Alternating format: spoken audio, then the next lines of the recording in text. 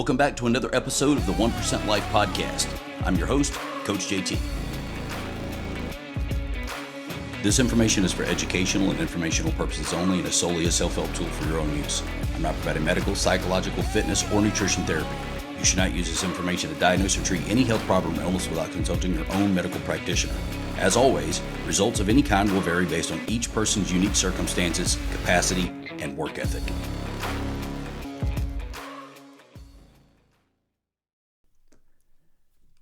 So I stopped eating carbs about 9 years ago, a little over 9 years ago.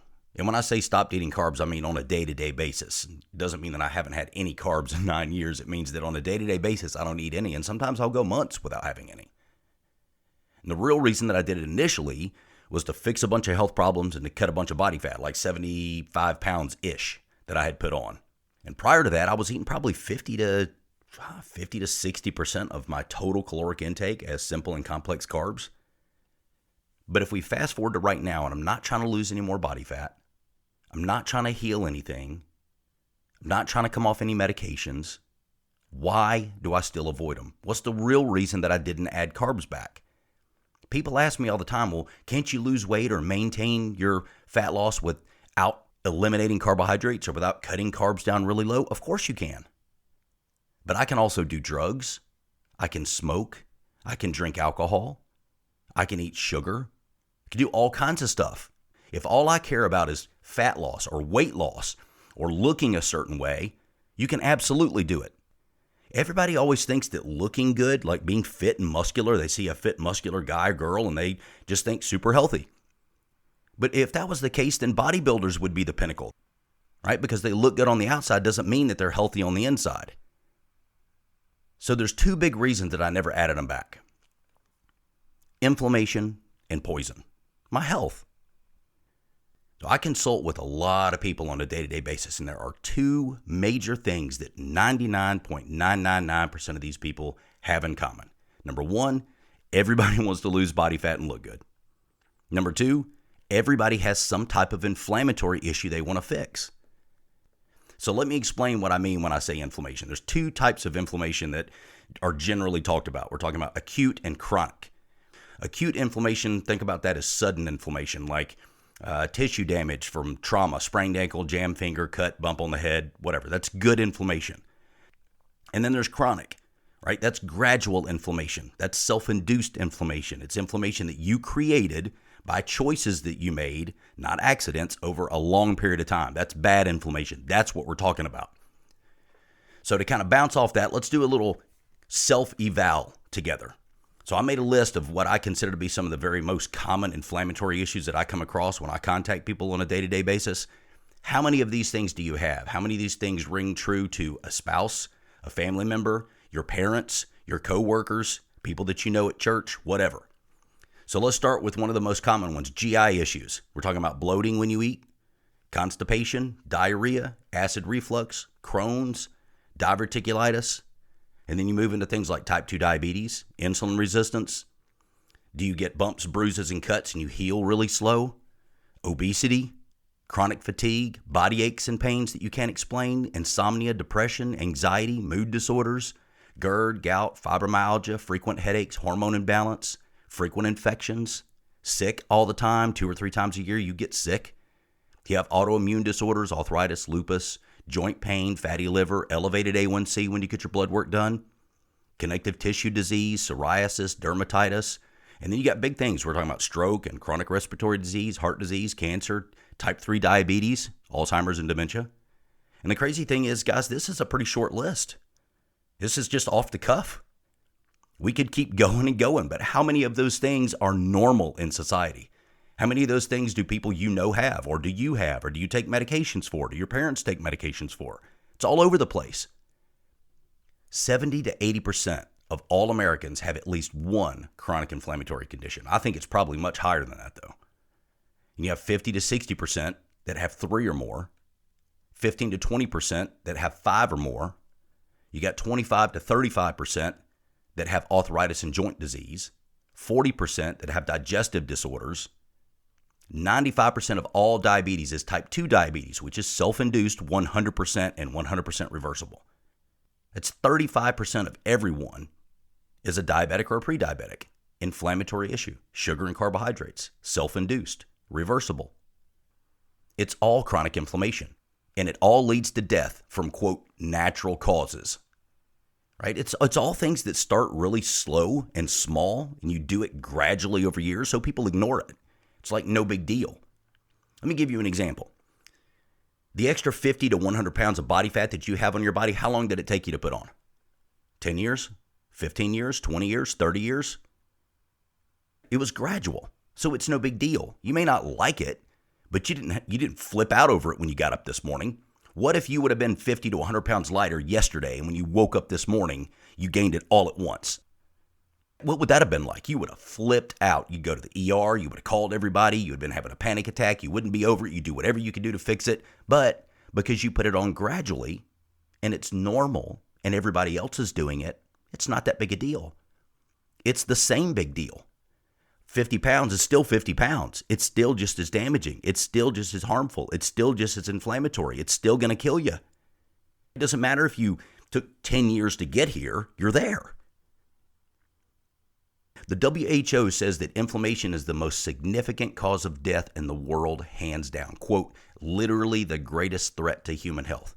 It's the World Health Organization, not necessarily known for keeping our best interest at heart. And they'll tell you that 3 out of 5 people die due to chronic inflammation. And we're talking about things that they call stroke and respiratory disease and heart disease and cancer and obesity, diabetes, dementia, Alzheimer's, natural causes, aka inflammation. And it's expected to increase pretty persistently over the next 30 to 50 years in the U.S. That's just probably as far as the data went. I enjoy not having any of this stuff. I don't want it. Why would I give myself those issues? You seeing where I'm going? I don't eat inflammatory garbage. I don't eat things that accelerate aging, that cause joint inflammation, that mess with my recovery, that feed cancer cells, that cause bloating or that raise blood sugar and insulin levels, make maintaining my fat loss harder, cause skin conditions, mess with my sleep. We can keep going. I would much rather feel better, have better energy, better recovery, better memory, better sleep, ideal blood work, no bloating, better cardio, and look great. So if inflammation is the clear number one reason, let's talk about the second. Poison. All right, it was inflammation and poison. That's the reason that I don't have carbohydrates on a day-to-day basis anymore. So let's look at what people call good carbs. Things like sweet potatoes and rice and pasta and whole grain bread and beans and couscous and oatmeal, things like that. First off, eating raw carbs, raw veggies is pretty sketchy. You're going to have digestive problems. You got lectins that you got to get out of there. They're hard to break down. All the fiber passes through you. But then when you cook them, you create a thing called acrylamides. It's the same stuff you find in tobacco smoke that's used in manufacturing and sewage treatment and paper production and stuff like that. And then on top of that, we spray it with insane amounts of pesticides and herbicides and fungicides and fertilizers, things like glyphosate and chlormequat and boric acid and fenthion, 2,4-D. It's one of the most widely used herbicides in the world. And they cause headaches and muscle twitching and cramping and nausea and diarrhea and respiratory depression and seizures and cancer and skin conditions and gut health issues. You get my point? Over 800 pesticides are registered for use in the U.S.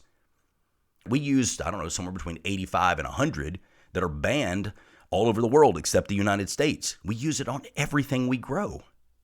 And then if that's not enough, veggies also have natural poisons that they create as a defense mechanism, hundreds of them. So think about it. Most plants are inedible. They create somewhere between 60 and 135 known carcinogens. It's the reason you can't just go out and pick a plant and eat it. You can't just have any red berry that looks good or mushrooms. It doesn't matter. Guys, this is not a conspiracy theory or JT said information. You can find this on the WHO website. This is real data.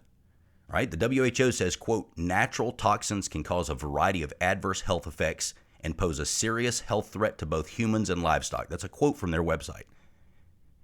And some are extremely potent. You got cyanide that's in like 2,000 different plants and lectins and wheat germ and gluten and hormone disruptors and nutrient blockers. And then remember, on top of all this, all the fiber that you eat from plants, it all passes through you. You don't use any of it. right? It leaves the poisons behind. And some of those poisons, ones that we add and the ones that the plants create, can stay in your system for months or years. Some of the ones that we add stay in for decades. So when I look at all this and I put all the data together, I literally have hundreds of reasons to not eat them on a day-to-day basis. Right? Number one, carbs are not an essential nutrient. It's just a fact. 2, they're highly inflammatory. 3, they're linked to hundreds or thousands of health problems. And number 4, they contain 90% of the poison in our food supply. So if I lay it all out and I just look at it, what's my logical answer? Right? The logical answer is we want them, we don't need them. So what's the one reason I have to eat carbohydrates? They freaking taste good. That's it. I don't eat them because I am much, much healthier without them. It's not to maintain 9% body fat. I could do that doing all kinds of unhealthy stuff. Eating carbs would be the least of that. We talked about it earlier. I could smoke, I could drink, I could do drugs, I could do all kinds of stuff and maintain a good-looking physique. But I'd be ridiculously unhealthy in the inside. Who's interested in that?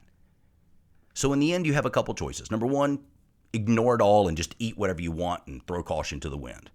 Number 2, cut it all out 100% and don't ever eat them again. None of them, ever, 0. Or, number 3, be smart. So here's what I do.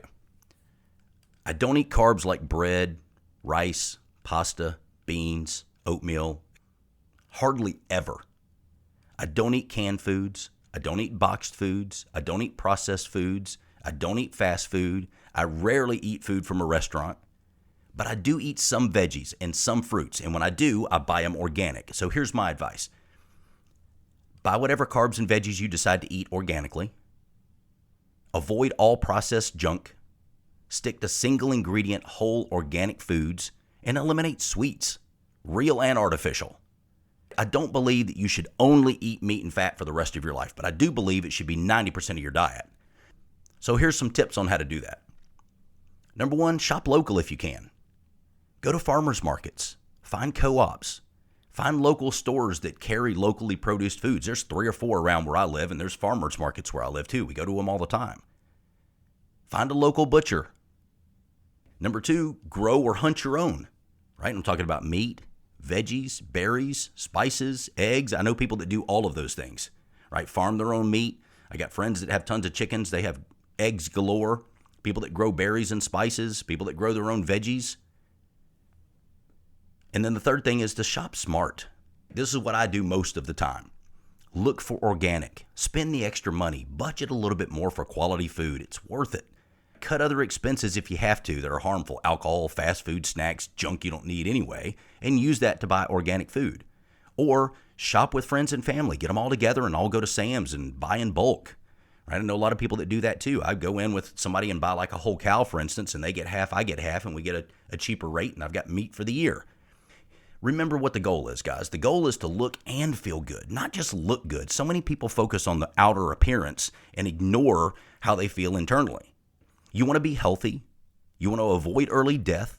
You want to avoid caregivers and people bathing you and pushing your butt around for the last 10 to 20 years of your life. At least I do. I want to be functional. I want to be strong. I want to be disease-free. And I want to have a six-pack. I'm out. For more content, be sure to like, subscribe, and follow me on Facebook, YouTube, and Instagram. See you.